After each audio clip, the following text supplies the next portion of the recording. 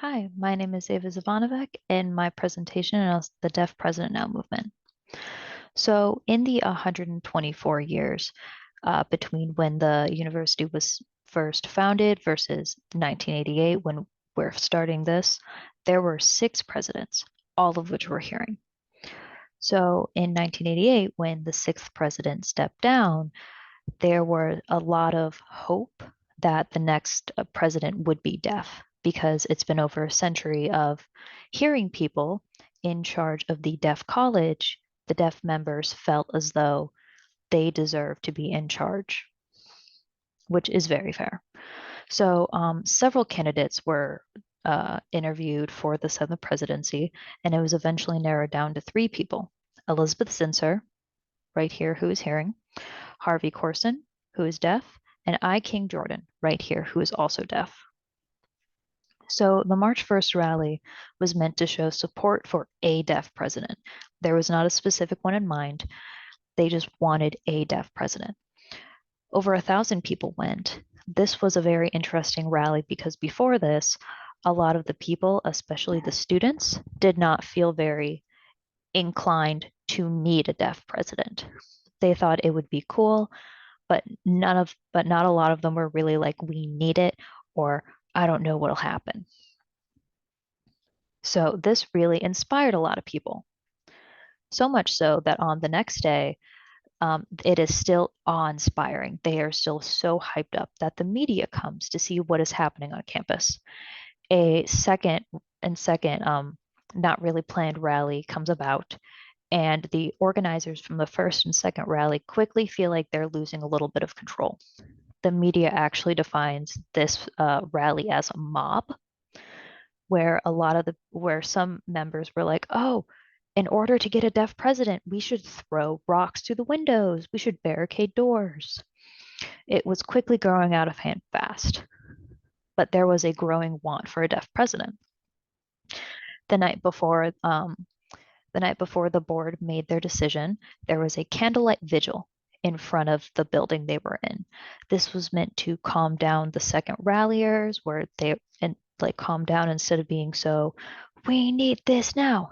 But a lot of the board members did not feel like they had a solid opposition due to the lack of people who were at the candlelight vigil. So at 6:30 p.m. on Sunday, Zinsser was announced president.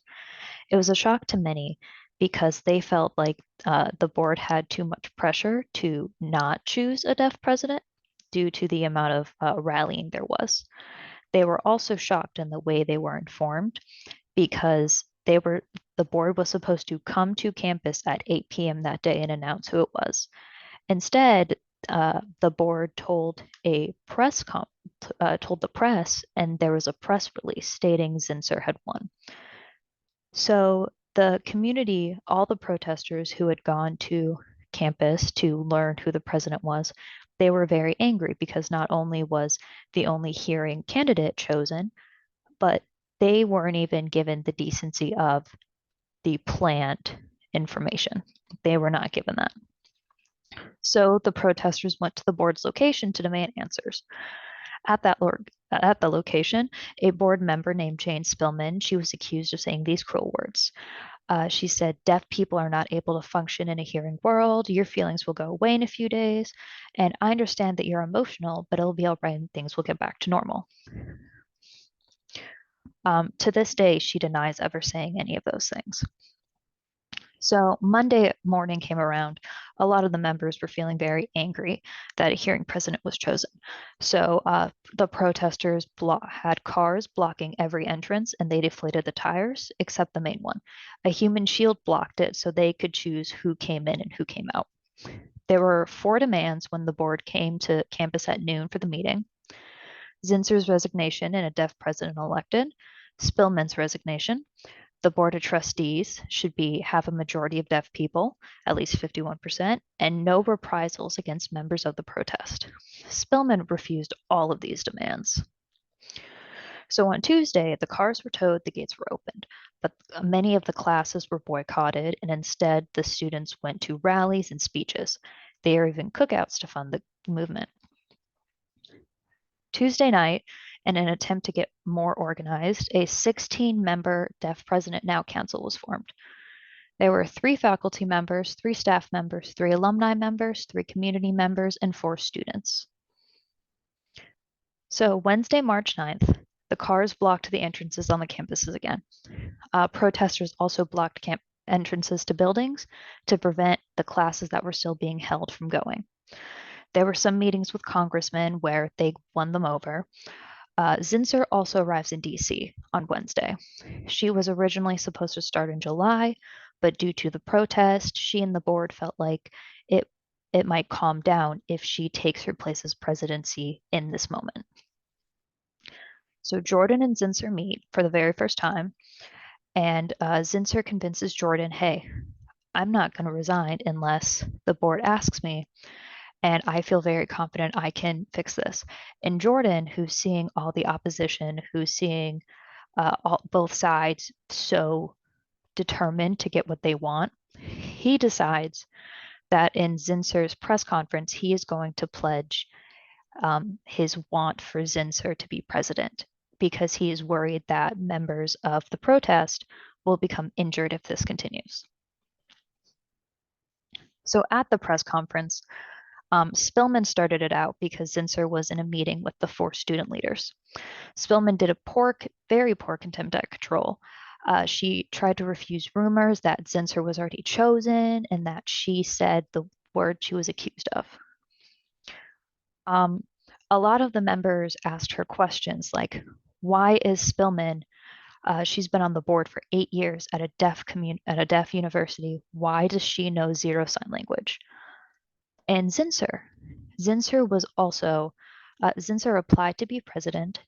The previous presidency, for the 6th presidential candidate, she also applied for that. Why do either of these hearing people who are trying to become a part of the deaf community not know any sign language? Zinsser eventually comes and tries to sway the opinion. She says that she wants to stay, she will be here, and she will only resign if the board asks her to. So Thursday, March 10th, the protesters are very angry with how the conference went the previous day. They hot-wired the Gallaudet school buses. They put a barrier in front of the gates again, and they deflated the tires. There were council meetings and rallies all day. There was moral support from the neighboring deaf schools. They came in buses. There was support from local businesses for funds. Jordan on that day also changed his mind and he supported the 4 demands that the Deaf President Now movement had. And he publicly stated that he no longer supported Zinsser and supported the 4 demands. Zinsser wanted to go on campus, and it was so difficult for her to get on there because nobody wanted her there, that even the police, when asked if they could get her on there, said there were not enough police for that. Due to the overwhelming refusal to accept her, she resigned that night. So Friday, March 11th, there was a lot of celebration due to Zinsser's resignation, but a button labeled 3.5 was made to signify that only half of one of the demands was completed, and they still had a long way to go. The members even vowed to stay on campus through spring break to keep the protest going. On Sunday, there was an emergency meeting with the Board of Trustees that lasted all day. It ended with Spillman's resignation. I. King Jordan was the 8th president and the first deaf president. There were no reprisals for the protesters, and there were attempts made to increase the deaf members on the board. So the aftermath is every president from Jordan to now currently at Gallaudet is either deaf or hard of hearing. There is no longer a hearing president. It has been massive steps forward to be seen as equals between the deaf community and the hearing community, but there are still some fights occurring today.